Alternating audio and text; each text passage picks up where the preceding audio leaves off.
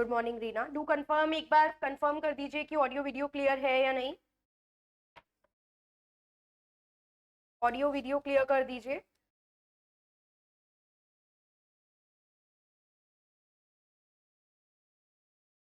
Good morning Anju, good morning Anjali, good morning Ruby. Okay done. तो मैं एक बार सम अप कर देती हूँ अनुसंधान को लेके हम क्या क्या पढ़ चुके हैं। कल वाली क्लास आप लोगों ने देख ही ली होंगी। एक बार सम अप करती हूँ, उसके बाद आज कुछ छोटे छोटे टॉपिक जो एक दूसरे से कुछ टॉपिक लिंक है कुछ नहीं लिंक, लेकिन आपके सिलेबस में डायरेक्टली वो टॉपिक मेंशन है जो आज हम पढ़ेंगे। आज हम 5-7 छोटे छोटे टॉपिक, लाइक इतने भी छोटे नहीं बट हाँ कुछ छोटे छोटे कंसेप्ट हम लोग पढ़ेंगे। Good morning Arun. जो आपके सिलेबस में डायरेक्टली मेंशन है वो टॉपिक, वो हेडिंग डायरेक्टली मेंशन है तो वो हम करेंगे। अभी हम लोग अनुसंधान में जितना मेंशन है उससे ज्यादा पढ़ चुके हैं। आपके सिलेबस में अनुसंधान यानी रिसर्च को लेके काफी चीजें मेंशन है और हमने इससे थोड़ा एक्स्ट्रा ही चीजें कवर कर ली है। जो सिलेबस में नहीं थी वो पार्ट भी पढ़ चुके। जैसे कि आपकी जो सिलेबस की फर्स्ट यूनिट है, वो सिलेबस की फर्स्ट यूनिट में हम लोगों को ये बताया गया है, आपका टॉपिक दिया गया है कि समाजशास्त्र क्या है और उसका उदय कैसे हुआ। समाजशास्त्र के अध्ययन के अलग अलग परिप्रेक्ष्य क्या है, अलग अलग आइडियोलॉजी क्या है, जिसमें हम लोगों ने प्रकारवाद, प्रतीकात्मक, ये सारी चीजें पढ़ी। जैसे कि फंक्शनलिज्म, सिंबॉलिक इंटरैक्शनिज्म, ये पार्ट पढ़ा। फिर हमने पढ़ा कि आप समाजशास्त्र को कैसे एक वैज्ञानिक विधि बोल सकते हो, कि ये एक साइंटिफिक मेथड है, ये आप कैसे बोल सकते हो। जिसमें हमने पॉजिटिविज्म का कंसेप्ट, जो कि किसने दिया था ये आप लोग मुझे बताएंगे। ये कंसेप्ट किसने दिया था, ये नाम आप लोग मुझे बताएंगे। गुड मॉर्निंग पूजा। ओके रूबी, अभी कल वाला नहीं देखा है, ठीक है, अभी आप लोगों को टाइम मिलेगा। बिल्कुल रूबी, इन्फॉर्म किया गया था कि कल रिकॉर्डेड क्लास रहेगा। कल की क्लासेस रिकॉर्डेड अवेलेबल है। 2 टॉपिक कल मैंने आगे आप लोगों को कराए हैं, कंप्लीट करे हैं, वो रिकॉर्डेड है। आप लोग जब भी देख पाओ देख लेना। राइट अंकिता, ये कंसेप्ट आपके फादर ऑफ सोशियोलॉजी, जो समाजशास्त्र के जनक कहलाते हैं, अगस्त कॉम्प ने दिया था। तो ये हमने पढ़ा, फर्स्ट यूनिट का पार्ट है, ये भी हम पढ़ चुके हैं। और फर्स्ट यूनिट को अगर मैं थोड़ा सा एक्सप्लेन करूं तो फर्स्ट यूनिट के पार्ट में आपका फिर आ जाता है अनुसंधान। अनुसंधान हमने पढ़ा, इसके हमने मीनिंग पढ़ी, इसके हमने कार्य पढ़े, फंक्शन पढ़े, इसकी हमने विशेषताएं पढ़ ली थी, इसके हमने चरण यानी कि जो भी स्टेप्स होते हैं अनुसंधान में वो भी पढ़ लिए थे। क्लियर। इसके अलावा हमने इसका प्रारूप पढ़ा था, अनुसंधान का प्रारूप यानी कि रिसर्च डिजाइन। रिसर्च डिजाइन भी आप लोगों के सिलेबस में लिखा नहीं है, बट क्योंकि ये अनुसंधान के चरण का एक प्रकार है तो वो वहां पे मैंने आपको अनुसंधान का, रिसर्च का जो डिजाइन है वो भी डिटेल में पढ़ाया था। रीना, इसमें आपका क्या रहता है? Good morning Shabnam. Syllabus Arun में एक्सप्लेन कर दूंगी आफ्टर दिवाली, अभी मैं आप लोगों को बता देती हूँ, बट हाँ काफी हद तक चीजें हम पढ़ चुके हैं। मैं बता रही हूँ आफ्टर दिवाली हम लोग प्रॉपर एक्सप्लेन कर लेंगे सिलेबस को। तब एक्सप्लेन करने से होगा क्या कि आप में भी एक कॉन्फिडेंस आ जाएगा, आप लोगों में भी एक कॉन्फिडेंस आ जाएगा कि हम लोग काफी हद तक सिलेबस कंप्लीट कर चुके हैं। And around 60% syllabus I can bet कि हमारा कंप्लीट आप कंसीडर कर पाओगे तब। अब रिसर्च डिजाइन हम लोगों ने देख लिया था, अनुसंधान के प्रारूप, इसके चरण, ये सब देख लिया। अनुसंधान के प्रकार, कितने डिफरेंट टाइप की रिसर्च होती है वो भी हमने यहाँ पे देख ली थी डिटेल में। 10 टाइप हम लोगों ने पढ़े थे इसके रिसर्च के टाइप्स के, ये भी यहाँ पढ़ा। फिर हम लोगों ने कवर करा है कि आपका जो डेटा होता है, जो तथ्य होते हैं वो क्या है, ये कितने प्रकार के होते हैं, कितने टाइप्स के होते हैं और इनको कलेक्ट करने के क्या मेथड है, तथ्य संकलन की विधियां क्या है। कल की क्लास जिसने नहीं देखी है वो देख लेंगे तो और भी डिटेल में ये कंप्लीट हो गया है टॉपिक, ये मैंने वहां कवर करा दिया है। फिर प्राइमरी सेकेंडरी की बात की है, प्राथमिक एंड द्वितीयक जो है 2 टाइप के तथ्य होते हैं। कलेक्ट करने के टाइप में हम लोगों ने प्रश्नावली, क्वेश्चनियर, इंटरव्यू पढ़ा था, पार्टिसिपेंट ऑब्जर्वेशन, सहभागी आपका अनुभव पढ़ा था। ये सारे टॉपिक हम लोगों ने, केस स्टडी, केस अध्ययन मैंने आप लोगों को बताया था, ये सब हम डिटेल में कंप्लीट कर चुके हैं। इसके अलावा तथ्य संकलन के 2 और टाइप हैं जो कि है सेंसस और सैंपल, जनगणना और नमूनाकरण। ये भी कल की क्लास में मैंने करा दिए थे डिटेल में, फायदे नुकसान क्या है इनके, सैंपलिंग यानी नमूनाकरण क्या होता है और नमूनाकरण के टाइप। जबकि जनगणना विधि और नमूनाकरण विधि भी सिलेबस में डायरेक्ट नहीं लिखी है लेकिन विधियां हैं, तो हम ओवरऑल सारी विधियां टच करेंगे। उसमें हमने नमूनाकरण यानी सैंपलिंग वाला पार्ट पढ़ा, सैंपलिंग कितने टाइप की होती है ये भी हमने पढ़ लिया। गुड मॉर्निंग पूजा। तथ्य संकलन पढ़ चुके हैं। उसके बाद एक टॉपिक है यथार्थता एंड विश्वसनीयता, शॉर्ट में यथार्थता एवं विश्वसनीयता, ये भी हम लोगों ने कवर कर लिया है। Reliability and validity, reliability and validity किसको लेके होता है? सोशल रिसर्च को लेके होता है। रिलायबिलिटी एंड वैलिडिटी किसको लेके होता है? सामाजिक अनुसंधान को लेके होता है, सोशल रिसर्च को लेके होता है। इसके साथ मैंने आप लोगों को रिसर्च एथिक्स बताए थे। रिसर्च एथिक्स यानी कि अनुसंधान में जो नैतिकता होती है वो नैतिकता क्या है? अनुसंधान के विषय में बात करें तो नॉर्मल नैतिकता तो सही गलत की बात होती है, लेकिन अगर नैतिकता अनुसंधान के साथ जोड़ोगे तो ये होता है कि अनुसंधान के जब आप प्रक्रिया फॉलो कर रहे हो, जब आप अनुसंधान के चरण फॉलो कर रहे हो, जिसमें आप अपना विषय चुनने से लेके आप जो भी अपनी परिकल्पना सेट कर रहे हो, हाइपोथेसिस सेट कर रहे हो, मेथड्स यानी अपनी विधियां चूज कर रहे हो, उसके बाद फाइनली जो रिपोर्ट बनाते हो, वहां से शुरू से लेके अंत तक आपको एक नैतिक सोच के साथ काम करना है। ये सब हमने अनुसंधान नैतिकता में पढ़ा था। इसी के साथ आपकी पूरी फर्स्ट यूनिट कंप्लीट हो जाती है। फर्स्ट यूनिट का पूरा पार्ट हमारा कंप्लीट हो जाता है। सेकेंड यूनिट की मैं बात करूं तो सेकेंड यूनिट में हमारे 3 थिंकर रह गए हैं जो कि संघर्षवादी विचारधारा से हैं, और एक छोटा सा टॉपिक रह गया विनिमय थ्योरी, विनिमय सिद्धांत, एक्सचेंज थ्योरी, जो मैं आज आप लोगों को बताऊंगी। उसके अलावा जितने भी थिंकर थे, चाहे आप बात करो कॉम्ट, वैसे सीधा सीधा लिखा नहीं है लेकिन मैंने आपको अगस्त कॉम्ट पढ़ाया है। इसके अलावा अगर मैं आपसे थिंकर की बात करूं कि मैं आप लोगों को कौन कौन से थिंकर बता चुकी हूं, तो आप लोगों को याद होगा कि हम लोग कॉम्ट पढ़ चुके हैं, स्पेंसर पढ़ चुके हैं, कार्ल मार्क्स पढ़ चुके हैं, इमाइल दर्कीम पढ़ चुके हैं। दर्कीम हमने पढ़ लिया। बाकी आप लोग बताइए कौन कौन से थिंकर मैंने पढ़ा दिए हैं। मैक्स वेबर मैंने आप लोगों को आई थिंक बता दिया है। इनके बारे में तो बहुत डिटेल में हमारी बात हो ही गई थी। इसके अलावा हम लोगों ने 2 थिंकर्स और डिटेल में देखे थे, जिसमें एक हमारे पास थे आर के मैटन एंड हमारे पार्सन, टैलकट पार्सन। ये थिंकर 1 2 3 4 5 6 एंड 7 थिंकर हम लोग कर चुके हैं।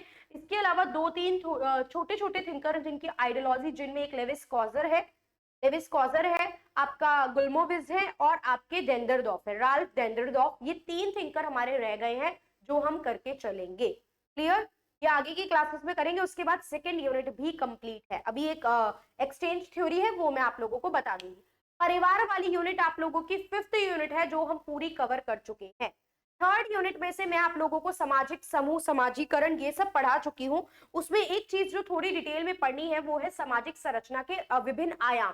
सामाजिक संरचना क्या होता है, स्ट्रक्चरलिज्म अप्रोच क्या होती है, ये मैं बता चुकी हूँ। इसको लेके थिंकर के नाम भी हमने देख लिए हैं, लेकिन यस, इसके बहुत सारी और भी अवधारणाएं हैं। वो सब क्या है वो हम लोग पढ़ के चलेंगे। थर्ड यूनिट का पार्ट आपका कंप्लीट हो जाएगा। बाकी सब मैं प्रॉपर सिलेबस से आपको एक्सप्लेन करूंगी कि क्या क्या चीजें हैं और कैसे कैसे हमें कवर करना होगा। लेकिन ये आप देख सकते हो कि बहुत सारे टॉपिक हम कवर कर चुके हैं। राइट? आज का हमारा टॉपिक जो है वो है आपका पहला, मैं एक शॉर्ट टॉपिक ले रही हूँ जो कि है एक्सचेंज थ्योरी, विनिमय सिद्धांत।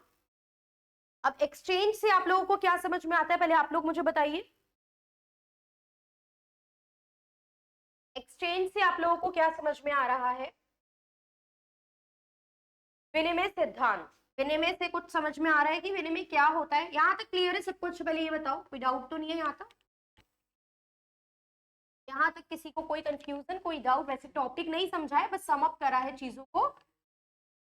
कोई कंफ्यूजन किसी को तो नहीं है? टोटल 23 टॉपिक है, around 23 topic in the sense, मतलब मैं समझ नहीं पाई आपकी बात को। 23 क्लासेस ये आप बोल रहे हो? Good morning Lakshmi. 23 क्लासेस, कल वाली भी आप लोग देख लीजिएगा क्लासेस। टॉपिक मैं आप लोगों के मैच करा दूंगी, जैसे अभी मैंने बोल के बताया वो तो मैं लिख रही हूँ। मैं प्रॉपर सिलेबस लेके आऊंगी। सिलेबस में से आप लोगों से पहले पूछ लूंगी, देखो ये टॉपिक कर लिया है, कर लिया है, कर लिया, आप बताना यस मैम कर लिया है। जब तक आप लोग नहीं मानोगे तब तक मैं, कोई बात नहीं, मैं दोबारा चीजें रिपीट कर दूंगी। ओके? अभी मैं कह रही हूँ, लेकिन जब तक आप लोग, मैं सिलेबस दिखाऊंगी प्रॉपर, हम लाइव उस दिन सिलेबस के साथ बात करेंगे। और अगर आप लोग बोलोगे कि हुआ है तभी मैं मानूंगी, अगर आप लोग मना कर दोगे नहीं हुआ, ठीक है, तो मैं दोबारा उन चीजों पे बात कर लूंगी। डन? एक यूनिट किस तरीके से, यही तो ट्रिक आप लोग समझते नहीं हो। एक यूनिट 2-2 बार रिपीट कर रखिए, ध्यान से देखना एक बार। आप जब एक बार चीज पढ़ लेंगे ना तो दोबारा नहीं पढ़नी पड़ेगी। बेसिक सी बातें जो है, कुछ कुछ चीजें जो हमें पढ़नी है, उसकी टेंशन मत लो। उसको कैसे, ये मुश्किल चीजें मैंने आपको पहले करा दी है, जो थिंकर से रिलेटेड थी, जो प्योरली समाजशास्त्र से रिलेटेड थी, अब कुछ चीजें जो सामान्य रूप में रहने वाली हैं उसके लिए आप उतनी ज्यादा टेंशन नहीं लोगे। ओके अंकिता, करेंगे चीजें, ये वाले टॉपिक पहले ले ले जो मेजर मेजर डायरेक्टली आपके कंसेप्ट को टारगेट करें, फिर हम लोग आपके एजुकेशन, राजनीति, ये सब टॉपिक भी ले लेंगे। डन। चलिए आते हैं, आगे बात करते हैं। हाँ, काफी यूनिट्स में हमने काफी चीजें कवर करी हैं, वो मैं प्रॉपर पीडीएफ के साथ ही आप लोगों को बताऊंगी। अभी मैं सारा यूनिट के पार्ट तो नहीं मेंशन कर सकती हूँ यहाँ, बट अभी हम जो ले रहे हैं वो हम ले रहे हैं एक्सचेंज थ्योरी। एक्सचेंज वर्ड का मतलब क्या है अब आप ये बताएंगे? विनिमय सिद्धांत।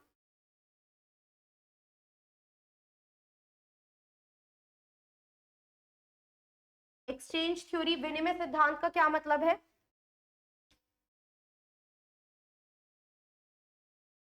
विनिमय मतलब क्या होता है? विनिमय मतलब एक वस्तु के बदले दूसरी वस्तु, एक चीज के बदले दूसरी चीज। अब ये जो विनिमय का कंसेप्ट है ना, एक्सचेंज का कंसेप्ट है ना, ये थोड़ा आर्थिक है। It is somewhere related to economy, ये इकोनॉमिक सिस्टम से रिलेटेड है। आप देख रहे हो, ये आर्थिक व्यवस्था से रिलेटेड होता है, क्योंकि आर्थिक रूप में, अर्थशास्त्र में ही तो आप ये काम करते हो। ये सामान लो, हम पैसे दे रहे हैं, आप हमें सामान दे दो। खरीदना बेचना, आपका जो बाय एंड सेल होता है, किसी चीज का खरीदना व बेचना होता है एक तरीके से, यही तो इकोनॉमिक्स में क्या होता है, यही तो अर्थशास्त्र में आपका विनिमय होता है, एक्सचेंज होता है। पुराने समय पे चले, अगर पुरानी सोसाइटी के टाइम पे चले, पुरानी इकोनॉमी में चले, तो पहले जब प्रॉपर मनी नहीं थी, बिल्कुल राइट, आदान प्रदान, देन लेन करना, राइट, पूजा राइट सुना ना। Ankita, major topic related to research complete हो गए हैं, बिकॉज आपके सिलेबस में बहुत डिटेल सब कुछ नहीं है। आपके सिलेबस में सेंट्रल टेंडेंसी टॉपिक नहीं दिया हुआ है, बट यस मैं सेंट्रल टेंडेंसी बता दूंगी आप लोगों को। ये 3 टाइप की होती है, बट हमारे सिलेबस में नहीं मेंशन है। मीन, मीडियन, मोड होता है आपका, मध्य माध्यिका होता है ये हमारे सिलेबस में नहीं दिया है, बट हम इनके बारे में शॉर्ट में देख लेंगे कि ये क्या होती है और इसका क्वेश्चन अगर बनेगा तो क्या बनेगा। डन।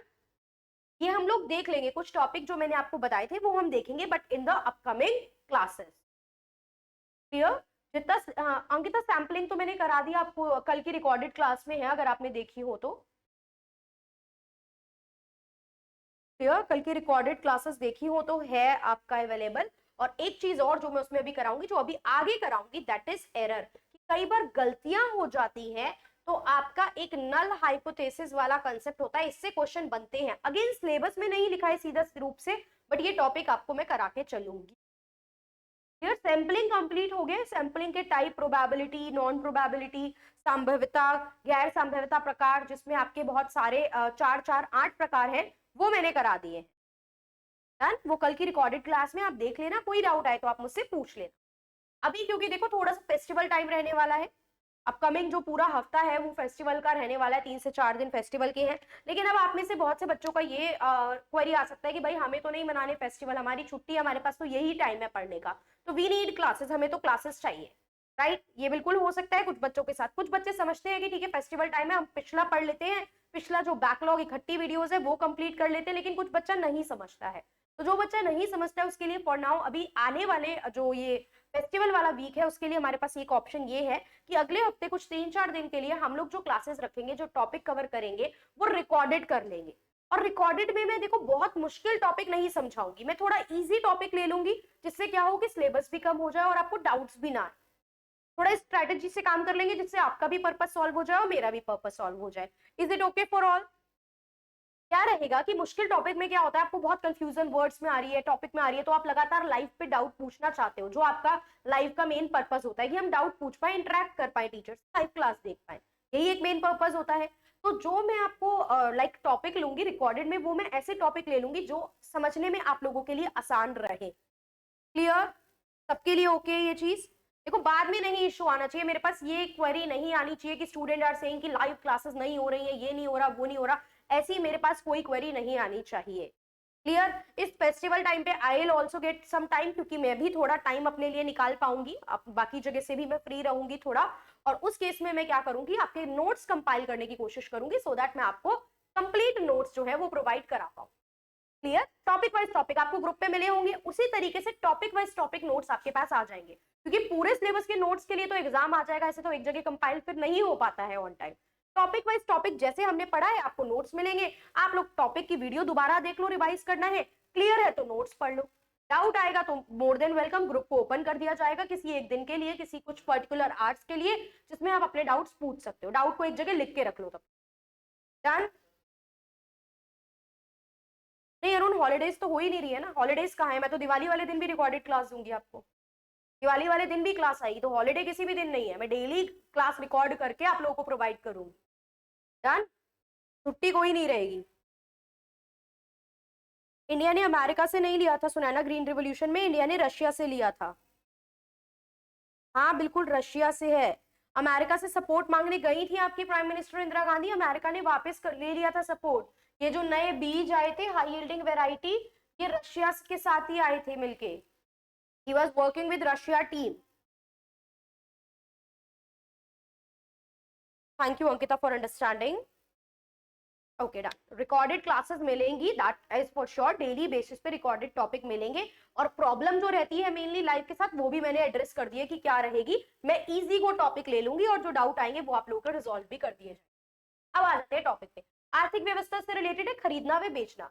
जब पैसा नहीं था, मुद्रा नहीं थी, मनी नहीं थी मार्केट में, मनी भी धीरे धीरे इवॉल्व हुई है, पेपर करेंसी आ गया, आजकल डिजिटल आ गया, यूपीआई आ गया, उससे पहले पेपर करेंसी से पहले आप देखते हो ब्रॉन्ज कॉइल, कांसे के सिक्के, सिल्वर के सिक्के, गोल्ड के सिक्के, अलग अलग तरीके की अलॉयज और ये मेटल्स धातुओं के सिक्के चलते थे एक्सचेंज करने के लिए, इन धातुओं के आधार पर एक्सचेंज होता था। लेकिन उससे भी पहले क्या था, जब धातुओं के रूप में भी नहीं विनिमय हो रहा था, तब क्या हो रहा था, बिल्कुल अंजलि बाकी भी मिलेगा, यही मैं आप लोगों से कह रही हूँ।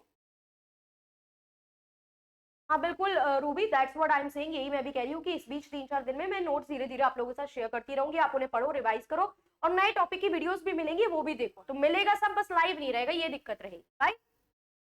वो चीज आप मैनेज कर लोगे तो आपको वीडियो भी मिलेगा, टॉपिक भी आगे बढ़ेगा, सिलेबस भी आगे होगा, और शायद ज्यादा भी हो जाए। रिकॉर्डेड रहता है ना, तो क्या रहता है कि रिकॉर्डेड मुझे घर से रिकॉर्ड करके आप लोगों को प्रोवाइड करना है, घर पे क्या होता है अपने टाइम के हिसाब से मैं तो वीडियो भी रिकॉर्ड कर सकती हूँ जैसे भी मुझे टाइम मिलेगा अकॉर्डिंगली, यहाँ पे टाइम फिक्स रहता है, और त्योहार टाइम पे आपको भी पता है घर से निकलना आना जाना, वीडियो रिकॉर्ड करना, टाइम थोड़ा ज्यादा लग जाता है, फिर एक पूरी छुट्टी हो जाना तो वो है कि आपको कुछ भी नहीं मिल रहा, सो इट्स बेटर कि मुझे ये लग रहा है कि पूरी छुट्टी से ज्यादा बेटर है कि मैं रिकॉर्डेड वीडियो दे दूं, आपका भी नुकसान नहीं, मेरा भी नुकसान नहीं, चलेगी ना वो चीज सबको।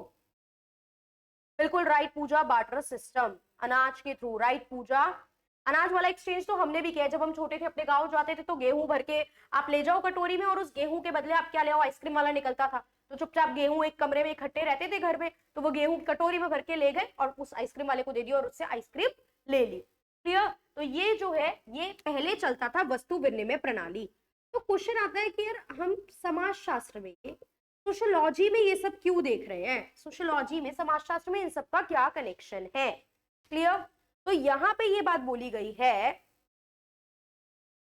बिल्कुल अरुण इजी टॉपिक रिकॉर्डेड में करेंगे, जो मुश्किल होंगे वो लाइव में करेंगे ताकि आप डाउट पूछ।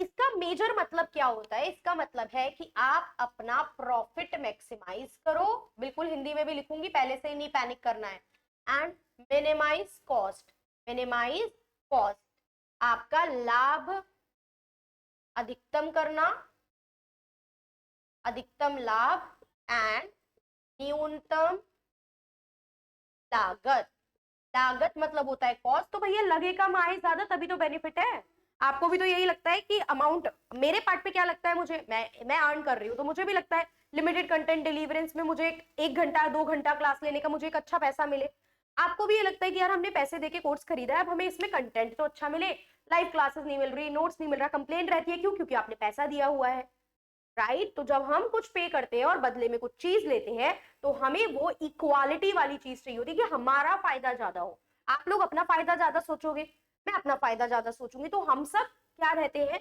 अपना अपना फायदा, कि हमारा एफर्ट कम लगे और हमें बेनिफिट ज्यादा मिले, हम सब ये सोच के चलते हैं। तो यही चीज सामाजिक रूप में आ जाती है, इसी चीज को हम सामाजिक व्यवहार में भी अप्लाई करते हैं, एक्सचेंज को, विनिमय को हम सामाजिक व्यवहार में, सोशल बिहेवियर में भी अप्लाई करते हैं, कि हम जो देखो सामाजिक रिश्तों को जोड़ो, सामाजिक रिश्तों को लेके आओ, हम सोचते हैं हमें कम देना पड़े, सामने वाले से ज्यादा मिले, सामने वाला हमारी ज्यादा केयर करे, ज्यादा सिंपैथी मिले, ज्यादा लव मिले दूसरे पर्सन से, हम अपना कितना दे रहे हैं ये तो हम बाद में सोचते हैं ना, मम्मी से हम डिमांड करते हैं अपनी पेरेंट्स से कि यार अब खाना टाइम पे मिल जाए, अच्छा मिल जाए, यार ये हमें पसंद नहीं है, हम उनको कितना दे रहे हैं हम ये सोच रहे हैं? तो हम दूसरे वाली चीज सोचते हैं कि हमें मिले ज्यादा, लागत हमें कम देनी पड़े, ये हमारी सोच रहती है सामाजिक बिहेवियर में भी। और लोग क्या करते हैं, लोग अपने जो रिश्ते होते हैं, सामाजिक संबंध, उनका भार, जो उनका रिस्क होता है, उनमें जो परेशानियां होती हैं और जो उनकी जिम्मेदारियां हैं, उसका भार सर पे लेके चलते हैं। क्लियर? चलिए अब एक बात करते हैं कि यहाँ पे इसकी जिक्र किसने किया। एक नाम मैं आप लोगों को बता देती हूँ, बट आई डोंट थिंक वो आपके एग्जाम में आपसे पूछा जा सकता है इतना डिटेल, बट ये नाम एक आप देख के चलो, रिलेटेड है तो हम वो चीजें देखेंगे। एक पर्सन का नाम लिखो, नाम मैं इंग्लिश में ही लिखती हूँ, आई थिंक सबको क्लियर हो जाएगा वो। तो यहाँ पे आप लिखोगे जॉर्ज होमांस। यहाँ तक कोई डाउट तो नहीं है? एक बार बता दो। जॉर्ज होमांस ये एक अमेरिकी समाजशास्त्री, अमेरिकी समाजशास्त्री थे। क्या थे ये? अमेरिकन सोशोलॉजिस्ट थे। और इन अमेरिकन सोशोलॉजिस्ट ने एक आर्टिकल लिखा था। देखो एक तो होता है किताब लिख देना, और एक होता है कि आपका किसी मैगजीन में, किसी न्यूज़पेपर में कोई आर्टिकल पब्लिश हो। तो इनका एक आर्टिकल पब्लिश हुआ था, social behaviour as exchange, social behaviour as exchange, सामाजिक व्यवहार विनिमय के रूप में, सोशल बिहेवियर एज एक्सचेंज, सामाजिक व्यवहार विनिमय के रूप में। क्लियर?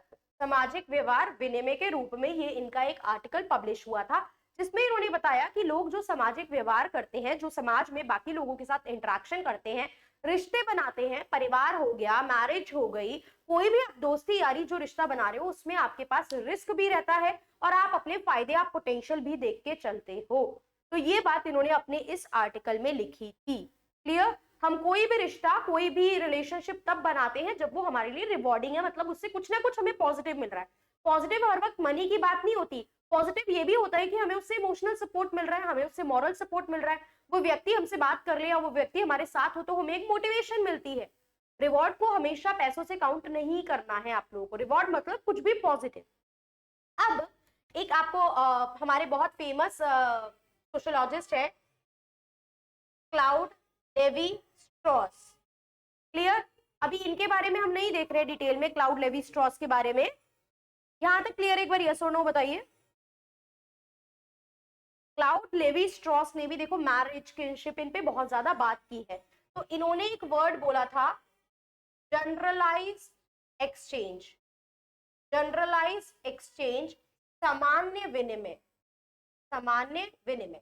अब क्या है, क्यों है, डिटेल में हमें यहाँ पे आपका लेवी स्ट्रॉस नहीं समझना है, हमें बस ये जानना है कि इन्होंने जो बात करी थी ना एक्सचेंज, इन्होंने बात करी थी एक्सचेंज ऑफ वुमेन की, महिलाओं का एक्सचेंज की। और महिलाओं के एक्सचेंज की भी मेजरली बात इन्होंने करी थी ऑस्ट्रेलिया ट्राइब की, इन्होंने स्टडी की थी, मैलिनोस्की ने भी करी थी और इन्होंने भी करी थी।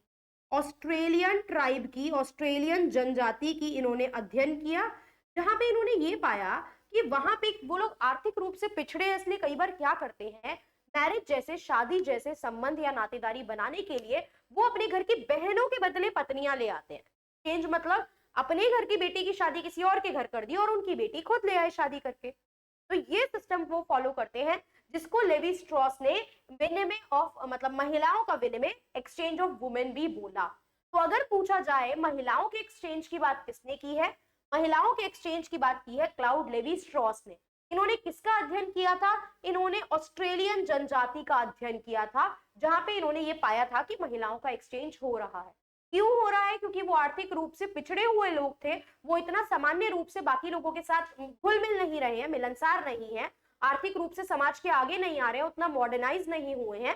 दैट्स वाई वो ये सिस्टम वहां पे फॉलो करते हैं, अपनी किनशिप, अपने नातेदारी को स्ट्रॉन्ग करने के लिए और मैरिज रिलेशनशिप बनाने के लिए, विवाह रिलेटेड संबंध बनाने के लिए। डन? ये थी एक्सचेंज थ्योरी, इतना ही है, इससे ज्यादा इसमें नहीं है और ज्यादा कुछ नहीं जानना है हमें। किस तरीके से इसको समाजशास्त्र में सामाजिक बिहेवियर से जोड़ा गया है उम्मीद कर रही हूँ ये बात आपको समझ में आ गई है। डन, आगे बढ़े, अगले टॉपिक पे आए, कंफर्म अगले टॉपिक पे आए।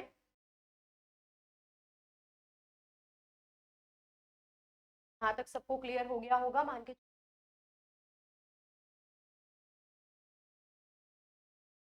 अब अगला टॉपिक जो है वो भी आपके सिलेबस में डायरेक्टली मेंशन है, ये भी बात कर लेते हैं। अगले टॉपिक भी हमारे सिलेबस में डायरेक्टली मेंशन है, उस पर भी हम बात कर लेते हैं। पहले मैं कुछ शब्द लिख रही हूँ यहाँ पे, आप लोग थोड़ा ध्यान से ये शब्द देखिएगा, फिर उसके बारे में बात करते हैं। पहले आप मुझे बताएंगे कि आपको क्या क्या इसके बारे में पता है। देखिए, वर्ड है फॉर्मल ऑर्गेनाइजिंग, औपचारिक संगठन। एक वर्ड है इनफॉर्मल ऑर्गेनाइज,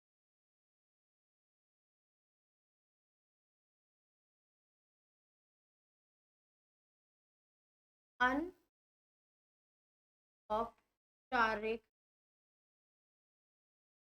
संगठन। कुछ सुना है इसके बारे में?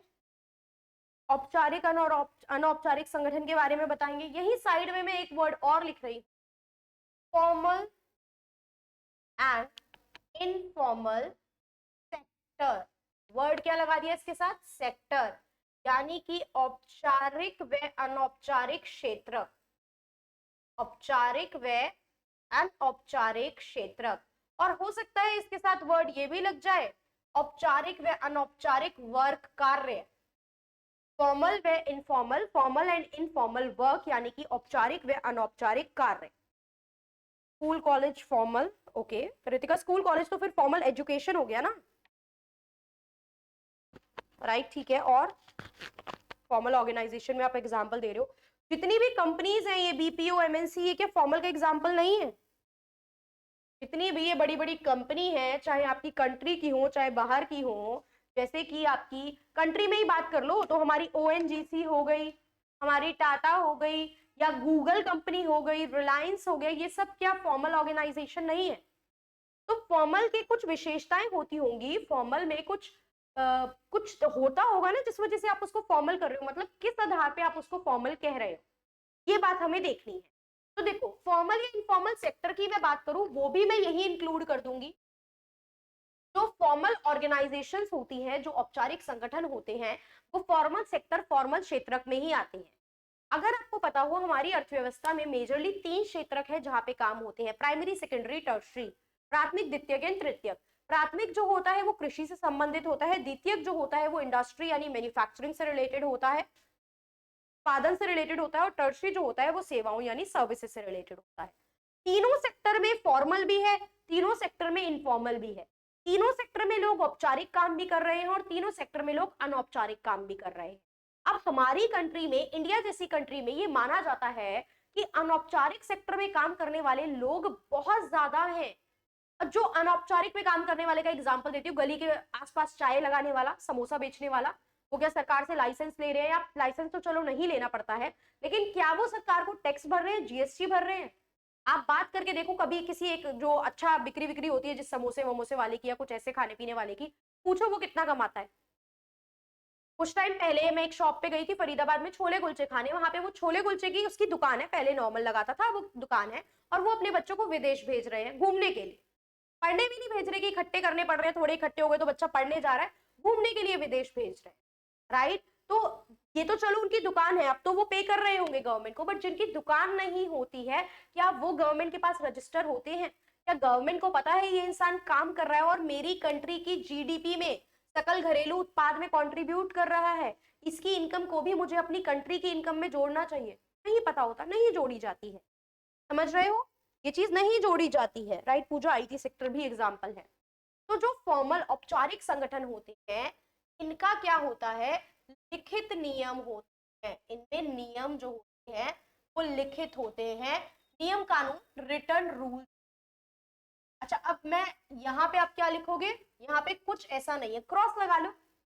अगेन मैं बोलती हूँ कि सब्जेक्टिव एग्जाम तो है नहीं बेटा आप लोगों का कि आप डिटेल में पूरे पूरे नोट्स बनाओ, पेज भरो, 5-6 पेज में लिखो। ऑब्जेक्टिव एग्जाम होता है, कंसेप्ट समझना है, तो कम जगह पे अच्छे नोट्स बन जाए, ये कोशिश करा करो क्लास नोट्स बना। और इतने हम लोग वाइज हैं, इतने हम लोग बड़े हो चुके हैं कि अगर इधर लिखित नियम लिखा है, इधर क्रॉस लगा रहे हैं, मतलब इसका क्या मतलब है कि इधर लिखित नियम नहीं होते। आप चाहो तो पूरी लाइन लिख सकते हो। यहाँ पे क्या होता है, कोई लिखित नियम नहीं होता है। क्लियर?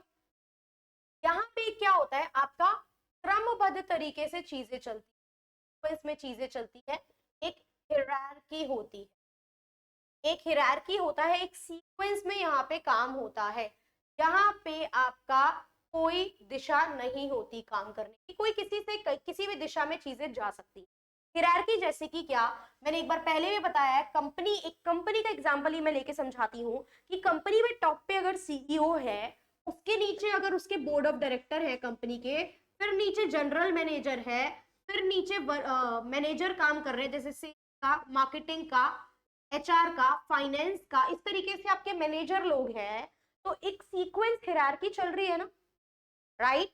और इसी तरीके से अगर आपको संचार करना है, कम्युनिकेट करना है, इनको अपनी बात नीचे काम कर रहे श्रमिकों तक पहुंचानी है, तो क्या ये सीधे आ जाएंगे श्रमिकों से बात करने? अगर आपको संचार करना है, आपको कम्युनिकेशन करनी है, तो भी आप सीधे नहीं आओगे बात करने, आप एक चेन फॉलो करते हो। आप इन तक कम्युनिकेट करोगे, ये अपने आगे, ये अपने जूनियर को, और वो सीधा वर्कर तक जाएंगे। तो जब आप कम्युनिकेट करते हो, संचार के लिए एक चेन फॉलो होती है, मतलब एक तरीके से, एक प्रॉपर पैटर्न से आपका जो है वो संचार होता है, कम्युनिकेशन होती है, वार्तालाप होती है। यहाँ पे भी कोई दिशा नहीं है, कोई किसी से भी बात कर सकता है। यहाँ पे जो रिश्ते हैं वो व्यक्तिगत है, आपका व्यक्तिगत रिलेशनशिप बन रहा है, मेरी इससे कैसी बॉन्डिंग है, इंडिविजुअलिस्टिक, आप एक दूसरे से बॉन्ड बना रहे हो, ग्रुप में आ रहे हो। लेकिन क्या यहाँ पे ऐसा हो रहा है, यहाँ आपके ग्रुप में भी औपचारिक टाइप चीजें, बातचीत होगी। आप पर्सनल बात नहीं करोगे कि यार दिवाली है तो दिवाली पार्टी आप लोग कहाँ कर रहे हो, आप अपने परिवार, अपने घर जा रहे हो विजिट करने या नहीं, इस तरीके की बातें यहाँ पे नहीं होती हैं। यहाँ पे प्रॉपर लॉ होते हैं, कानून फॉलो होते हैं, जो भी लिखा होता है, कंपनी के भी अपने रूल्स होते हैं, रूल्स रेगुलेशन जो आपको फॉलो करने होते हैं, राइट। यहाँ कानून होते हैं, यहाँ कोई कानून नहीं है, यहाँ आपकी कुछ वैल्यूज है, आपकी कुछ मान्यताएं हैं, आपकी कुछ नॉर्म्स है, अवधारणाएं हैं, तो आपके कुछ मानदंडों पे आधारित होते हैं। जो भी अपने ग्रुप के रूल होते हैं कि हमारा एक ग्रुप है, हमारा फ्रेंड सर्कल का ग्रुप हो सकता है, ऑफिस कलीग्स का अपना पर्सनल अलग से ग्रुप हो सकता है, ऑफिस से अलग हटके, तो वो मिलके अलग पार्टी करने जा रहे हैं। ऑफिस पार्टी, जैसे दिवाली है तो अभी Diwali party is going on, mostly सब ऑफिस दिवाली पार्टी कर रहे हैं, फॉर्मल तरीके से पार्टी हो रही है, जो ऑफिस के सीनियर्स ने ऑर्गेनाइज की है, वो फॉर्मल थी, आप फॉर्मल पार्ट बनने गए। हालांकि पार्टी एक इनफॉर्मल का एग्जाम्पल है, पार्टी कोई ऑफिशियल एग्जाम्पल नहीं है, लेकिन फिर भी ये भी तो हो सकता है कि वहां के बाद भी आप 5 अच्छे दोस्त हो, वो 5 लोग मिलकर अपने घर पे पार्टी कर रहे हो, तो वो 5 लोगों का जो ग्रुप था वो आपका अनौपचारिक यानी कि इनफॉर्मल था, ग्रुप था। लेकिन काम को लेके मैं बात करूं तो अनौपचारिक आपके काम या अनौपचारिक संगठन ऐसे हो जाते हैं जहां पे कोई रिटर्न रिकॉर्ड चीजों का अवेलेबल नहीं है। तो दोस्तों ने मिलकर सोचा कि यार कुछ काम करना है, चलो हम लोग अभी नॉर्मल एक क्या करते हैं, किसी पर्सन को पकड़ते हैं जिसे थोड़ा बहुत बनाना कुछ आता है, और एक स्टॉल लगा देते हैं, ये मार्केट एरिया, यहाँ पे अच्छी चीजें बिक जाएंगी। दिवाली टाइम पे आप लोगों ने सोचा, आप काम कुछ और करते हो, लेकिन दिवाली पे आप सोच रहे हो कि यार इस चीज की बिक्री, लाइटिंग की, फूलों की बिक्री अच्छी होगी, तो एक काम करते हैं, फूल लेके आते हो, फूल माला बेचना स्टार्ट करते हैं। तो कैसा था, अनौपचारिक, 2 4 5 10 दिन बेचोगे, उसके बाद वापस अपने अपने कामों पे। Clear? Good morning Geeta, welcome. आप ट्राई करो समझने का चीजों को, और बाकी पिछली बहुत सारी चीजें इकट्ठी हो गई हैं आपके पास पढ़ने के लिए, तो आप उसको भी अच्छे से पढ़ के चलिए। क्लियर? अब फॉर्मल की बात करते हैं, फॉर्मल ऑर्गेनाइजेशन की बात कर रहे हैं, यानी कि फॉर्मल सेक्टर की, औपचारिक क्षेत्र की। तो यहाँ पे क्या होता है, आपको सोशल सिक्योरिटी बेनिफिट मिलते हैं, सोशल सिक्योरिटी बेनिफिट, सामाजिक सुरक्षा लाभ, क्या क्या होते हैं? अच्छा, सोशल सिक्योरिटी बेनिफिट, कुछ एग्जांपल देना। यहाँ पे क्योंकि पता ही नहीं है चीजें, आप कहीं रजिस्टर ही नहीं हो, कोई ऑफिशियल रिकॉर्ड ही नहीं है, तो यहाँ आपको वो लाभ नहीं मिलेंगे। लेकिन होते क्या है, आप ये बताओ पहले, सामाजिक जो सिक्योरिटी बेनिफिट होते हैं वो क्या क्या होते हैं, ये बताइए। सोशल सिक्योरिटी बेनिफिट क्या क्या होते हैं जो कि एक औपचारिक संगठन, एक फॉर्मल ऑर्गेनाइजेशन में काम करने वाले एम्प्लॉय को, वहां काम करने वाले लोगों को ये जाते हैं। एग्जाम्पल बताइए कुछ, कोई आइडिया, कि को भी कोई आइडिया इन चीजों का कि ये होती क्या क्या है? आप लोग मुझे एग्जाम्पल बताइए, मैं आती हूँ, मैं एक दो पॉइंट और लिख देती हूँ। फॉर्मल में, औपचारिक संगठन में देखो, काम करने के, काम का समय यानी वर्किंग आवर्स जो है, वर्किंग आवर्स जो है आपके, प्लस आपकी सैलरी जो है, जो आपको सैलरी मिलेगा, काम करने का वेतन मिलेगा, वो सब फिक्स्ड होता है। ऐसा नहीं है कि बढ़ा दिया भैया इतने बजे से नहीं, आज 10 तक बैठना है, कल 11 तक बैठना है, वो सब फिक्स होता है यहाँ पे। लेकिन अनौपचारिक में ये सब अनिश्चित होता है भैया, काम के हिसाब से है, क्योंकि काम भी फिक्स नहीं है, तो काम करने के घंटे या सैलरी फिक्स नहीं रहती है। क्लियर? बिल्कुल right. Medical help, good, bonus, right. PF मिलता है, पीएफ रिटायरमेंट बेनिफिट मिलते हैं। रिटायरमेंट के बाद आपको क्या मिलता है? पीएफ और रिटायरमेंट बेनिफिट वगैरह भी मिलते हैं, ये भी सब सोशल सिक्योरिटी है। पीएफ में पैसा इकट्ठा हो रहा है, जब कंपनी छोड़ोगे तो वो पीएफ का पैसा मिलेगा। मेडिकल हेल्प मिल जाती है कई बार, ट्रैवलिंग अलाउंस मिल जाते हैं, घूमने जाना उसके लिए भी कई बार चीजें मिल जाती हैं, वो तो एक्स्ट्रा बेनिफिट्स हैं, वो सिक्योरिटी नहीं है, बेनिफिट है। बट बेनिफिट में आप मेडिकल बता रहे हो, मेजरली पीएफ वगैरह होता है, ये सब भी आपका काउंट किया जाता है। पेंशन है, हालांकि आजकल रूल्स थोड़े चेंज हो चुके हैं पेंशन को लेके, बट कुछ चीजें ये हमें मिलती हैं।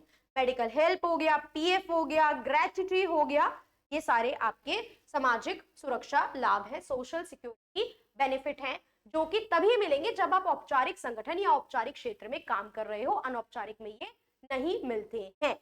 अब एक चीज और, कि औपचारिक संगठन को हम एक और नाम से जानते हैं, इसको हम एक और नाम से जानते हैं, ये तो आपने देख ही लिया, इसका एक और नाम है ऑर्गेनाइज्ड, संरचित क्षेत्र, जहां पे प्रॉपर संरचना, मतलब सीक्वेंस में, वही फीचर हो गए सारे, एक सीक्वेंस में काम हो रहा है, प्रॉपर ढांचा निर्धारित है, ऊपर कौन नीचे कौन, काम कैसे होगा, कितने घंटे होगा, काम करने का पैसा कितना मिलेगा, छुट्टी करोगे तो छुट्टी के पैसे, कितनी छुट्टी के पैसे कटेंगे, ये सब बातें यहाँ लिखी हुई। और इनको हम क्या बोलते हैं? इनको हम बोलते हैं अनऑर्गेनाइज्ड, असंरचित, ये एक और नाम है। अब आपके माइंड में क्वेश्चन आएगा कि इसको एग्जाम में पूछा कैसे जाएगा? राइट कृतिका, अब आपका माइंड में क्वेश्चन आएगा एग्जाम में पूछा कैसे जाएगा। तो एग्जाम में पूछा जाने के लिए वो क्या पूछ सकता है कि इनमें से कौन से औपचारिक संगठन के फीचर है या नहीं है, चार मिलते जुलते दे देगा, एक अलग दे देगा, या फिर कौन सा है या नहीं है, औपचारिक अनौपचारिक, इस तरीके से पूछ सकता है। प्रैक्टिस कर लेंगे एमसीक्यू में, अभी के लिए यही जानो। एक और नाम जो आप याद रखोगे, जो कि जुड़ा है अनौपचारिक क्षेत्र से, अनौपचारिक संगठन से नहीं, अनौपचारिक क्षेत्र से, इनफॉर्मल सेक्टर से जो नाम जुड़ा है, वो है एक इकोनॉमिस्ट का। अनौपचारिक क्षेत्र से एक नाम जुड़ा है, जो कि है एक इकोनॉमिस्ट का, जिनका नाम है Keith hearts, HART, Keith hearts. ये एक आपके अर्थशास्त्री हैं, ये एक इकोनॉमिस्ट हैं, अर्थशास्त्री हैं, इकोनॉमिस्ट हैं। ये घना में गए थे एक सर्वे के लिए, घना गए थे एक सर्विस के लिए, अपने सर्वे के लिए, जहां सर्वे में इन्होंने ये पाया था कि यार फॉर्मल वाली चीजें तो ठीक है, जो चलती हैं, कंपनी में काम हो रहा है, काम करने के घंटे फिक्स हैं, लेकिन ऐसे भी बहुत से लोग हैं जो ऐसी जगहों पे काम नहीं कर रहे हैं, जिनका कोई रिकॉर्ड नहीं है, जो ना तो गवर्नमेंट के पास रजिस्टर है, ना उनके काम करने के घंटे फिक्स है, ना उनकी सैलरी का आता पता है, वो अपना एक ग्रुप बना के या अपने अलग तरीके से, व्यक्ति खुद अलग व्यक्ति भी काम कर रहा है एक अकेला, तो वो भी अलग हट के काम कर रहा है। तो ऐसे सेक्टर को इन्होंने आगे जाके क्या बोला? Keith heart. तो इनफॉर्मल सेक्टर का कंसेप्ट किसने इंट्रोड्यूस करा था? कीथ हार्ट ने। ये नाम आपको याद रखना है। ये क्या थे? एक इकोनॉमिस्ट। क्लियर? क्या थे? एक इकोनॉमिस्ट थे, जिन्होंने घना में एक स्टडी की थी, जिसके बाद इन्होंने ये कंसेप्ट को इवॉल्व किया। तो ये जो इनफॉर्मल सेक्टर जैसी टर्म थी, वो इन्होंने दी थी। अनौपचारिक क्षेत्र का जो ये शब्द है, ये इन्होंने ही इंट्रोड्यूस किया था। क्लियर है यहाँ तक? विनिमय वाला टॉपिक क्लियर हुआ, और ये फॉर्मल इनफॉर्मल, औपचारिक अनौपचारिक, संगठित असंगठित,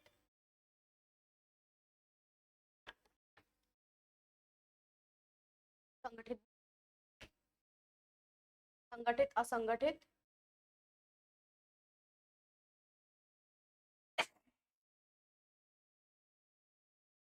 संगठित, असंगठित, और क्षेत्रक के नाम से भी आ गया फॉर्मल एंड इनफॉर्मल, औपचारिक अनौपचारिक क्षेत्र। यहां तक क्लियर है तो आगे बढ़ेंगे, और दो छोटे छोटे और कुछ छोटे छोटे मतलब लेकिन थोड़े से इंपॉर्टेंट कंसेप्ट है, थोड़ा बात खिंचेगी उन पे भी, इजी है लेकिन यहाँ मुश्किल नहीं, छोटे नहीं बोलेंगे टॉपिक को, आसान टॉपिक बोलेंगे। सबको क्लियर है? किसी को भी किसी तरीके का कोई डाउट तो नहीं है?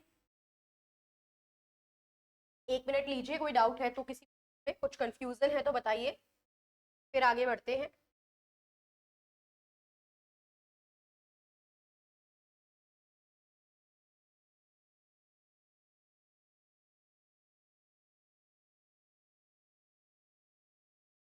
अच्छा, फॉर्मल इनफॉर्मल का जिक्र करने वाले एक सोशोलॉजिस्ट है, जिनके बारे में हम पढ़ चुके हैं, आप बताइए जरा उन्होंने कहाँ और कैसे इसकी बात की।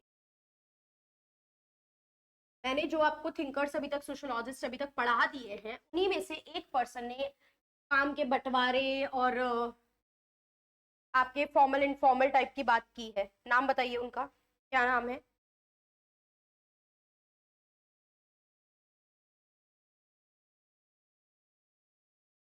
उनके कंसेप्ट में, उनके उन्हीं के दो कंसेप्ट में उन्होंने कहीं ना कहीं काम के बंटवारे की भी बात की है।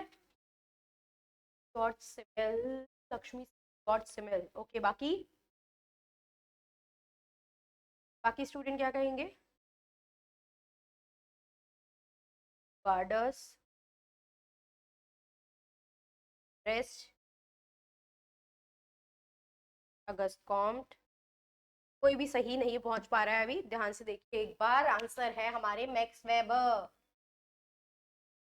सॉरी डर्किम। पहले डर्किम की बात करो, डर्किम ने बोला दो पर्सन है, एंड देन मैक्स वेबर। डर्किम ने अपनी सॉलिडारिटी वाली जो बात बताई थी, ऑर्गेनिक और मैकेनिकल, जैविक और आपकी सादृश्य बताई थी डर्किम ने।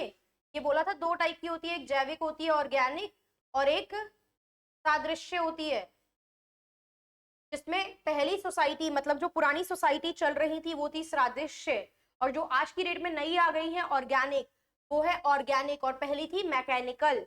मैकेनिकल में क्योंकि काम एक जैसे हुआ करते थे, होमोजीनियस हुआ करते थे, तो बंटवारा काम का उतना ज्यादा नहीं था। लेकिन आज की डेट में क्योंकि हेट्रोजीनियस हो गए हैं, काम अलग अलग तरीके के हो गए हैं, सोसाइटी आधुनिकरण हो गई है, तो काम का बंटवारा ज्यादा होता है। ये बात वेबर ने की थी। बिल्कुल राइट रूबी, आपने सही बोला दरके। चलिए, राइट बबीता। अब वेबर ने क्या बात की है? वेबर का मैंने आपको कंसेप्ट पढ़ाया है, याद करो, नौकरशाही का पढ़ा है हम लोगों ने, ब्यूरोक्रेसी, तो थोड़ा सा एडमिनिस्ट्रेशन, प्रशासन से रिलेटेड है। ब्यूरोक्रेसी वर्ड सुनते प्रशासन दिमाग में आता है, ये मैंने वेबर में डिटेल में पढ़ाया था। तो वो प्रशासन की जब बात करते हैं, ब्यूरोक्रेसी की जब बात करते हैं, तो वो क्लियर कट ये कहते हैं ना कि यहाँ पे फॉर्मल हिरार्की होती है, औपचारिक तरीके से चीजें आगे बढ़ती हैं, फॉर्मल हिरार्की चलती है। तो वेबर ने भी ये बात करी है, और दर्किम ने भी ये बात करी है। क्लियर? सबको क्लियर हो गया? चलो आगे बढ़ते हैं, अब हम आते हैं अपने नेक्स्ट टॉपिक पे।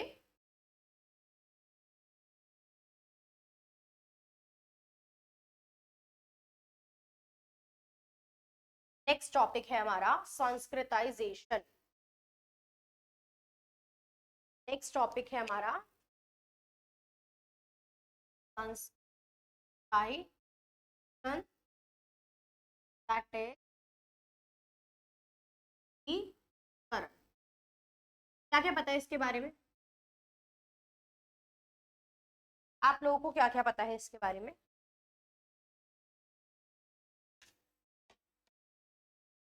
आप लोगों को क्या क्या पता है इसके बारे में?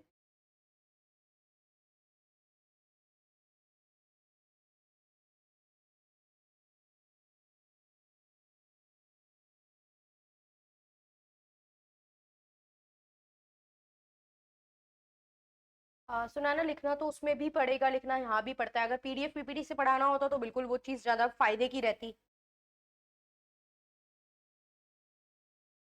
इधर पीढ़ी स्थानांतरित होती, सावित्री के पूजा श्रीनिवास ने प्रतिपादन किया है, बिल्कुल राइट। राइट सुनैना। अब देखते हैं, चलिए अब इस कंसेप्ट को समझते हैं। ये दिया किसने? एम.एन.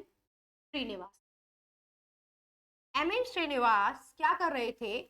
मैसूर में कुर्ग नामक जगह थी, वहां पे वो स्टडी करने गए। मैंने आपको बताया ये एक भारतीय समाजशास्त्री थे, पहले ये जान लो। भारतीय समाजशास्त्री थे, इंडियन सोशोलॉजिस्ट है। अब इन्होंने अपने अध्ययन के लिए यूज करा है पार्टिसिपेंट ऑब्जर्वेशन। मतलब इन्होंने किताबी ज्ञान से नहीं चीजें अर्जित करी, ये जगह पे गए और वहां जाके रहे हैं। सहभागी अनुभव से इन्होंने चीजों का अध्ययन किया और अपने आगे स्टडी रिसर्च में यूज करा। इन्होंने एक तो रामपुर विलेज की स्टडी की थी, और ये मैसूर में जो जगह है कुर्ग सॉरी यहाँ की भी अध्ययन करी। क्लियर? रामपुरा विलेज में डोमिनेंट कास्ट की भी बात की गई थी, अब वो अभी नहीं है, सिलेबस में नहीं है, बट बता देंगे, देख लेंगे उसको। मैसूर में ये बात हुई। अब आगे चल के इन्होंने बोला क्या, पहले ये देख लेते हैं, इसमें फिर बात करते हैं कि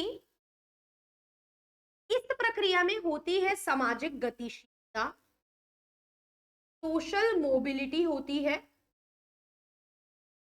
सोशल मोबिलिटी हो रही है, मूवमेंट हो रही है। क्या है ये मैं भी बता रही हूँ, जस्ट वेट। नीची जो कास्ट हिरार्की थी आपकी, ये सबको पता है ना, ब्राह्मण क्षत्रिय वैश्य शूद्र, बार बार ये चीज तो रिपीट नहीं करूंगी मैं। टॉप पे ब्राह्मण, देन सीक्वेंस में क्षत्रिय, देन वैश्य, देन शूद्र, ये सीक्वेंस है, ऐसे ही आपको रखना है। आप कोई भी ऊपर नीचे नहीं कर सकते हो। ये उस समय की भारतीय समाज की एक विशेषता थी, जिसपे हर भारतीय समाजशास्त्री ने बात की है कि हमारी सोसाइटी में चीजों को इस तरीके से बांट दिया था, कास्ट के आधार पर, जाति के आधार पर, और इन जातियों को जन्म के आधार पर फिक्स कर दिया था। कहा तो गया था कि ये बन रही है काम के आधार पर, जो कि वैदिक काल में बनाई गई थी। वैदिक काल में तो यही बात थी कि ये काम के आधार पर बनेंगी, ऑक्यूपेशन के आधार पर बनेंगी, और बिल्कुल वैदिक काल में ये ऑक्यूपेशन के आधार पर ही चल रही थी कि जो पूजा पाठ का काम करेगा वो ब्राह्मण कहलाएगा, जो लड़ाई लड़ेगा वो क्षत्रिय कहलाएगा, जो व्यापारी होगा, बिजनेस करेगा वो वैश्य, और जो बचे हुए इन सबके काम परफॉर्म करेगा वो होंगे शूद्रास। लेकिन ऐसा नहीं था किसी ने ब्राह्मण के घर जन्म ले लिया तो वो ब्राह्मण बन गया। लेकिन धीरे धीरे समय आगे बढ़ा तो हमने देखा कि इस जो व्यवस्था थी इसको फिक्स कर दिया गया, ये जाति सिस्टम बना दिया गया, और इसको जन्म के आधार पर चीजें सेट होने लगी कि जो ब्राह्मण के घर में जन्म लेगा वो ब्राह्मण, और ब्राह्मण आप देख रहे हो कि इस हायरार्की में, इस सीक्वेंस में सबसे टॉप पे है। तो उन्होंने अपनी पोस्ट को मेंटेन रखने के लिए, उन्होंने अपनी जो टॉप पोजीशन है उसको मेंटेन रखने के लिए शायद ऐसा किया होगा कि समाज में आगे एक अलग विचारधारा में इस चीज को लेके गए और इस चीज को फिक्स कर दिया था। क्लियर? इस चीज को फिक्स कर दिया था, और ये सीक्वेंस आगे तक चलता रहा, जिस वजह से, राइट सुना है ना, जिस वजह से इसको देखे बहुत ज्यादा असमानता, इनइक्वालिटी हमारे समाज में आई, और जितने भी सामाजिक थिंकर, सोशल रिफॉर्मर, सामाजिक सुधारक रहे हैं हमारे सोसाइटी के, उन सब ने इसके खिलाफ बात की है, इसके अगेंस्ट बात की है, क्योंकि इस पे गड़बड़ थी। गांधी जी ने इसका सपोर्ट किया है, लेकिन गांधी जी ने ये नहीं बोला कि इसके बेसिस पे असमानता ठीक है। गांधी जी ने बोला ये सिस्टम ठीक है कि काम के आधार पर चीजें बट रही हैं, कि जब ये आया था भाई तब तो इसका मतलब यही था ना कि काम के आधार पर बांटना है। तो ऐसा तो है ही ना, मान लो मैं वर्किंग हूँ, फॉर एग्जाम्पल मैं यहाँ पे आके काम कर रही हूँ, मैं मेरा पूरा दिन वर्किंग जाता है। अब क्या मेरे पास इतना टाइम है कि मैं अपने घर की साफ सफाई, मतलब झाड़ू पोछा सब सफाई, खाना बनाना, बर्तन धोना, सब काम मैं खुद से कर लूँ? क्या मेरे लिए पॉसिबल है सब काम करना, कि पूरे दिन काम करने के बाद वो सब काम भी मैनेज हो सकते हैं? नहीं। तो हम उसके लिए किसी और पर्सन को हायर करते हैं। हो सकता है वो पर्सन उतना पढ़ा लिखा ना हो, उसके पास इतने संसाधन ना हो, उसको उस काम की जरूरत हो, तो मैंने उसे काम देके उसकी मदद ही तो की है। मैं उसको वो आर्थिक एक सहायता ही तो प्रदान कर रही हूँ, काम सहायता नहीं बोलेंगे, हाँ, काम के बदले में उनको एक रिटर्न ही तो दे रही हूँ। तो समाज में हर कोई बराबर तो है नहीं, शिक्षा के आधार पर, रिसोर्सेज के आधार पर हम सब बराबर नहीं। तो जिसके पास ज्यादा है वो जिनके पास नहीं है उनको आगे चीजें दे सकता है। आपके घर में पूरा साल भर का तो राशन नहीं भरा, जरूरत पड़ती है आप डेली लेने जाते हो, सामने वाला वो चीज बेच रहा है क्योंकि हम खरीद रहे हैं। ये तो पूरा सिस्टम कनेक्टेड है, चाहे सामाजिक रूप में कहो चाहे आर्थिक रूप में कहो। क्लियर? तो ये तो पूरी चीजें कनेक्टेड हैं आपस में। तो गांधी जी ने भी ये बोला कि यार काम के बेसिस पे डिवाइड हो रहा है वो ठीक है कि काम अलग अलग के बेसिस पे ग्रुप बना रखे हैं, लेकिन हाँ इसमें जो असमानता होती है वो बिल्कुल गलत है, के आधार पर जो असमानता है वो गलत है। तो इसमें सामाजिक गतिशीलता होगी, कैसे होगी अभी देखेंगे। नीची जाति के लोग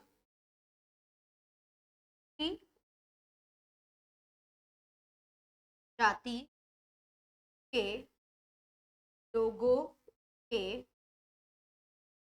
व्यवहार व संस्कृति की नकल करते हैं। Lower caste hate the behavior of upper caste. अब देखिए आपने इनको बोल दिया अपर कास्ट है, ये शूद्रास की बात करें तो उनके लिए ब्राह्मण क्षत्रिय वैश्य तीनों अपर कास्ट है। क्षत्रिय की बात करें तो वैश्य शूद्रा उनके सॉरी क्षत्रिय की बात करें तो ब्राह्मण उनके लिए अपर कास्ट है। वैश्यास की बात करें तो ये दोनों उनके लिए अपर कास्ट है। तो जो मुझसे ऊपर है वो मेरे लिए अपर कास्ट। अब मोस्टली देखो ये चीज ये बिल्कुल लोअर कास्ट वाले लोग फॉलो कर रहे थे। ये क्या कर रहे थे, ये ऊंची कास्ट वाले लोगों को जो तरीके होते हैं जैसे कि मंदिर में जाके पूजा पाठ करना, एक जनेऊ, आपको पता है ब्राह्मण लोग जनेऊ धारण करते हैं, वो जनेऊ धारण करना।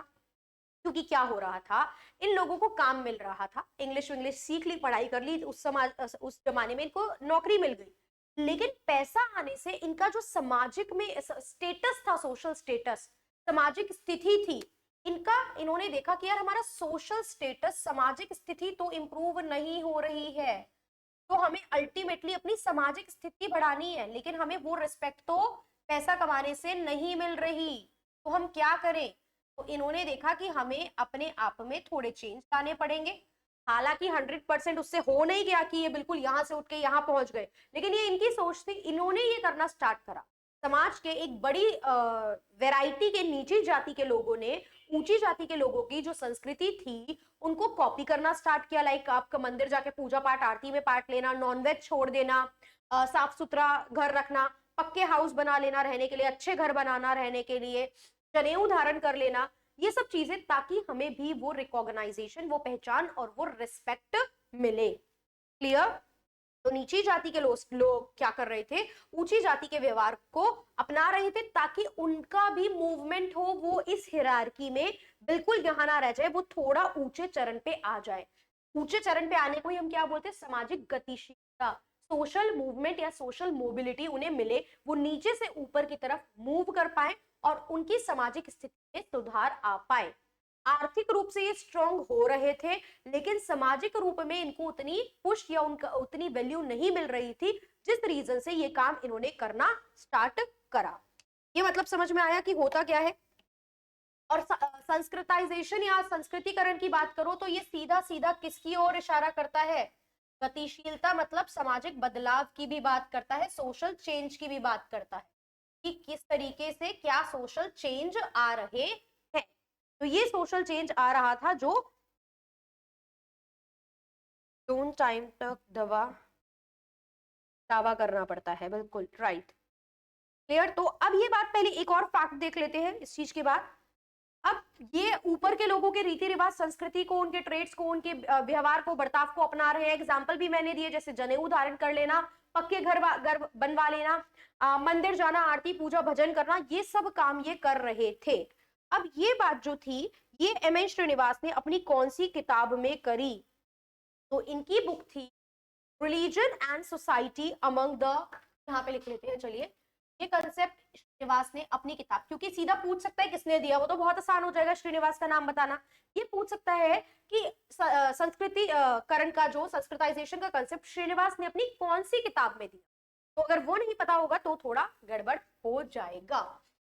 Religion and society of Coorg of Mysore, Mysore के कुर्ग का धर्म और समाज, मैसूर के कुर्ग का धर्म व समाज। क्लियर। मैसूर के कुर्ग का धर्म व समाज, तो ये किस बुक में किया, ये आपको समझ में आ गया।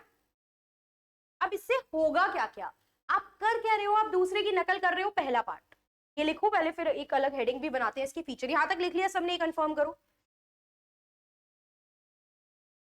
बताइए सबने कर लिया।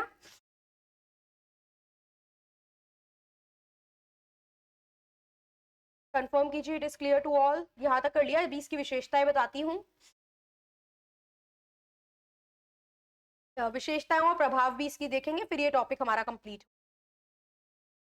विशेषताएं एवं प्रभाव भी इसके देखेंगे, फिर ये टॉपिक कंप्लीट होगा। वैसे तो हमने बात कर ही ली है विशेषताओं और प्रभाव की, लेकिन ठीक है इनको अलग से भी देख लेते हैं एक बार। देखिए, श्रीनिवास ने पहले इसे क्या बोला? श्रीनिवास ने पहले इसे ब्राह्मणीकरण बोला, ब्राह्मणाइजेशन बोला था। लेकिन ब्राह्मणाइजेशन से हो क्या रहा था? वो सिर्फ ब्राह्मण और नीची कास्ट का रिलेटेड होके रह रहा था कि बाकी लोग ब्राह्मणों की नकल करने की कोशिश कर रहे हैं सिर्फ। तो वो एक छोटा कंसेप्ट हो रहा था, सिर्फ एक ही जाति, नीची जातियों को लेके एक जाति की नकल करने की बात हो रही। इसीलिए बाद में अपने कंसेप्ट को थोड़ा और ब्रॉड बनाने के लिए कि वो थोड़ा विस्तार में सब लोगों को कवर कर ले, इसीलिए इसने श्रीनिवास जी ने इनका नाम बदल के संस्कृतिकरण कर लिया, संस्कृताइजेशन कर लिया, जिससे कि वो सारे एस्पेक्ट को कवर करे। अब इसकी विशेषताओं की बात करते हैं, फीचर्स की बात करते हैं। मैं बहुत शॉर्ट में लिखूंगी, डिटेल में नहीं लिखूंगी, लाइन नहीं, शॉर्ट में लिखेंगे विशेषताओं को। पहली तो ये इमिटेट करने का काम करती, नकल करने का काम करती, राइट। आप दूसरों की नकल कर रहे हो, जो भी चीज, उनके व्यवहार को अपनाना, उनके खान पान को, ड्रेसिंग स्टाइल को, जो भी आप नकल कर रहे हो। दूसरी चीज होती है यहाँ पे आप उनके कल्चर, रीति रिवाज को अपना रहे हो, तो कल्चर चेंज हो रहा है, यहाँ पे आपका सांस्कृतिक बदलाव आएगा, राइट, सांस्कृतिक बदलाव आएगा। फिर कल्चरल चेंज है तो ऑटोमेटिकली सोशल चेंज तो है ही ना, तो वो लिखना नहीं है, बट आप सोशल मोबिलिटी लिखोगे कि सामाजिक गतिशीलता आ जाती है। आप कहाँ जाने की बात करते हो? आप समाज में ऊपर जाओगे या नीचे जाओगे?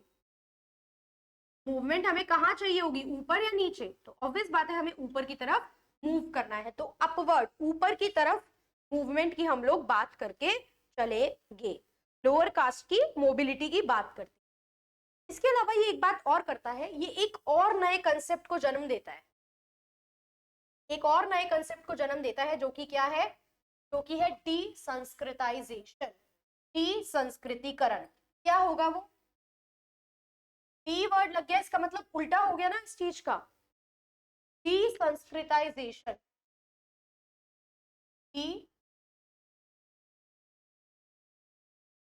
संस्कृतिकरण।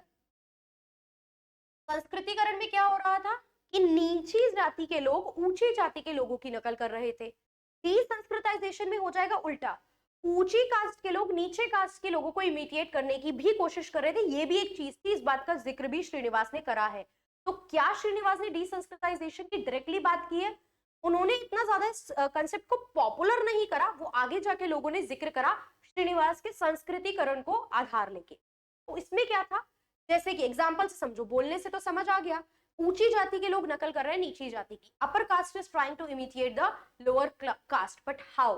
लाइक ब्राह्मण ने स्टार्ट कर दिया है नॉनवेज खाना, आज की डेट में तो बहुत पहले चल रहा है, आज की डेट में तो देखो काफी लोग खा रहे हैं ब्राह्मण होके भी, नॉनवेज एंड लिकर, शराब पी रहे हैं और नॉनवेज खा रहे हैं। तो ये उनका ट्रेड तो नहीं था भैया, ये तो उनके लिए बहुत दूर दूर की बात थी, वो लोग तो लहसुन प्याज ये सब भी अवॉइड करके चलते थे, देवर लाइक, लहसुन प्याज से भी बहुत दूर रहते थे वो तो। लेकिन धीरे धीरे टाइम के साथ ये भी देखा गया कि बहुत से ब्राह्मण अपनी चीजें छोड़ के जो बाकी कास्ट में चीजें चलती थी, और ब्राह्मण से तो सारी कास्ट नीचे ही थी, तो वो नीचे कास्ट के ट्रेड्स को भी अपना रहे हैं, जिसका एक एग्जाम्पल ये भी था। क्लियर? सबसे आसान, simple, easy to understand example है, बहुत आसानी से समझ में आएगा। तो ये संस्कृताइजेशन और संस्कृतिकरण का कंसेप्ट और डीसंस्कृतिकरण इससे रिलेटेड है, ये हमें समझ में आ गया। ये प्रभाव क्या क्या पढ़ेंगे? अच्छा, प्रभाव हर जगह पढ़ रहे थे, प्रभाव भी इसके हर जगह पढ़ रहे थे, कोई कंफ्यूजन है तो आप लोग बताइए। प्रभाव की मैं बात करूं तो विशेषताएं तो आपने देखी, प्रभाव होता है कि इसके होने के बाद क्या क्या चेंजेस आपको देखने को मिल रहे थे।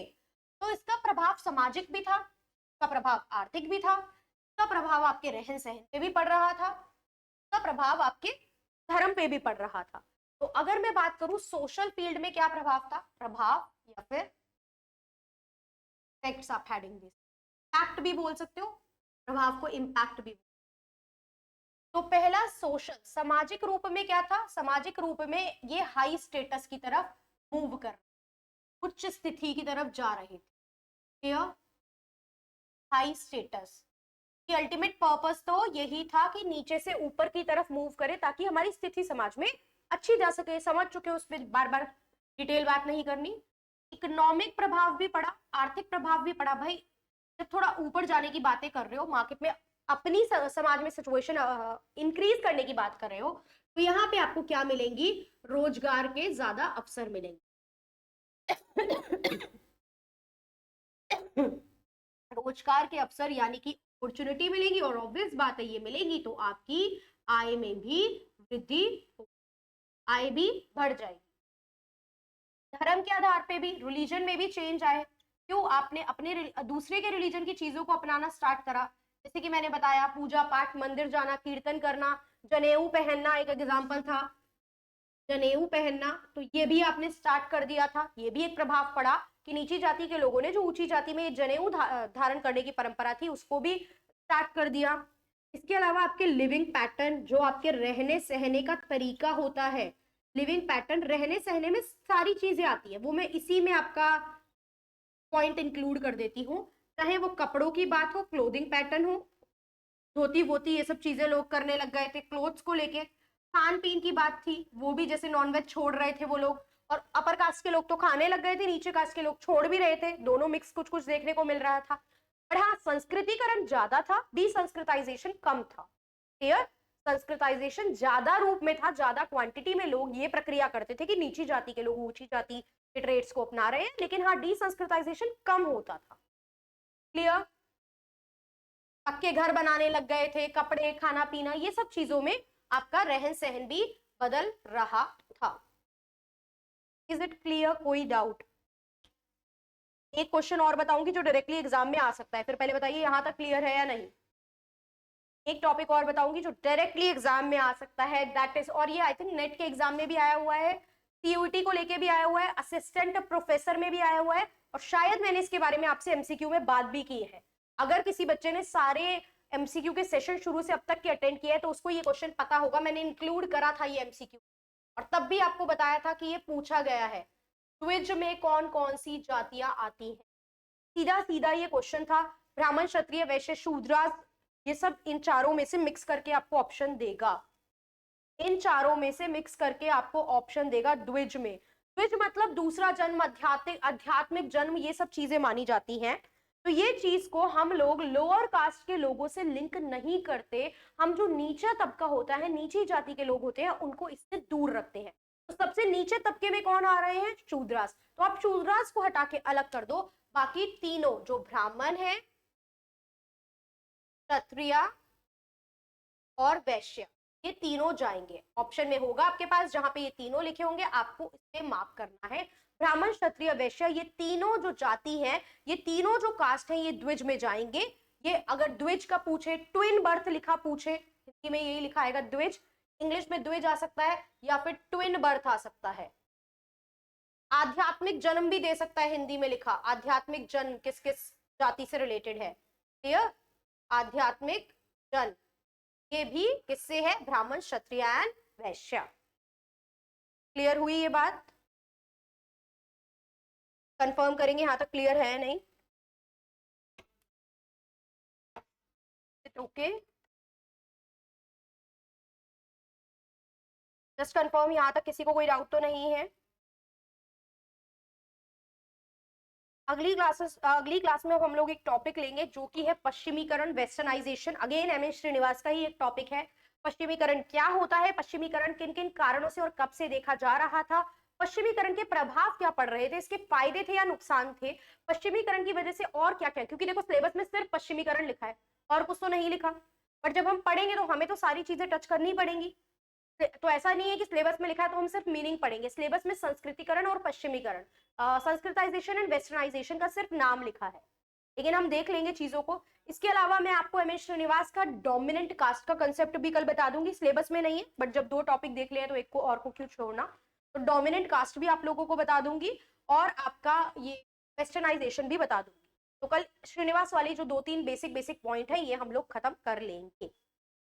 क्लियर? उसके बाद एक दो टॉपिक और भी देखेंगे, सिर्फ यही नहीं करेंगे। जनेऊ एक धागा होता है जिसको शबनम पहनते हैं ब्राह्मण लोग।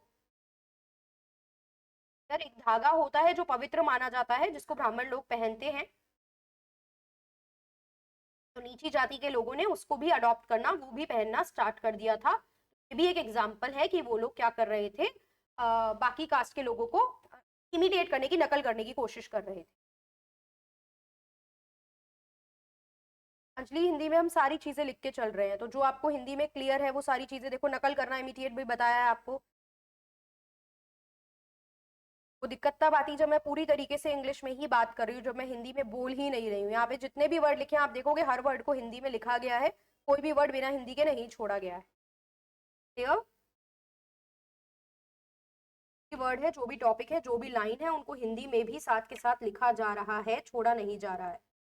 तो आप थोड़ा सा समझने की कोशिश करो, हिंदी तो अगर आती है समझ, हिंदी में तो पढ़ रहे हैं हम सारी चीजें।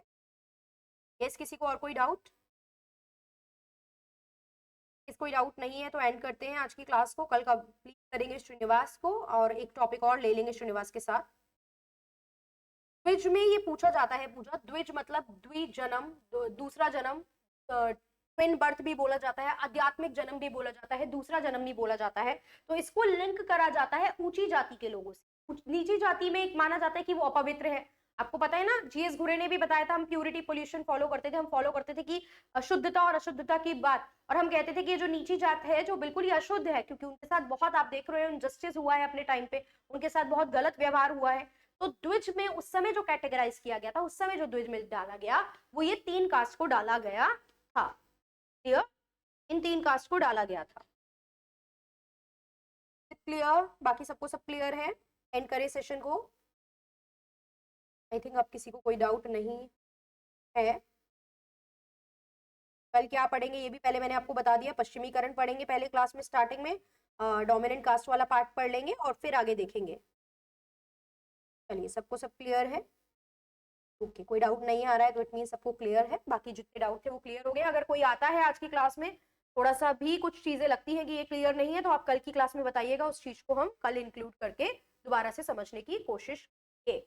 Okay, so that's all for this class. See you tomorrow. कल मिलते हैं कुछ नए टॉपिक के साथ जिनके नाम मैंने बता दिए हैं, पश्चिमीकरण और डोमिनेंट कास्ट का सिद्धांत by Srinivas. Okay, thank you so much Pooja. चलिए मिलते हैं कल।